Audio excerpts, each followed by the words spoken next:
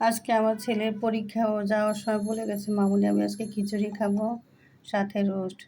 কী আর করা, এখন ছেলে খেতে খাবে বলছে, তাই আমি খিচুড়ি চাল আর ডালটাকে ধুয়ে পরিষ্কার করে নিয়েছি।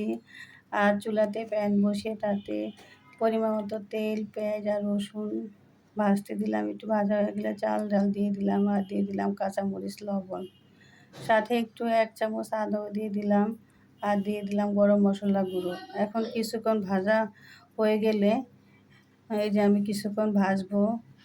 চালটা যদি একটু ভাজা ভালো হয় তাহলে খিচুড়িটা খেতে ভালো লাগবে, আবার গরম পানি দিলে খিচুড়িটা ঝরঝরে হবে। সাথে একটু লেবুর রস দিলে আর একটু ভালো হয়। এই যে আমি পরিমাণ মতো পানিটা দিয়ে দিলাম। এই যে আমার খিচুড়িটা দেখা হয়ে গেছে, কত সুন্দর ঝরঝরে হয়েছে, কালারটাও দেখতে মাশাআল্লাহ অনেক সুন্দর হয়েছে।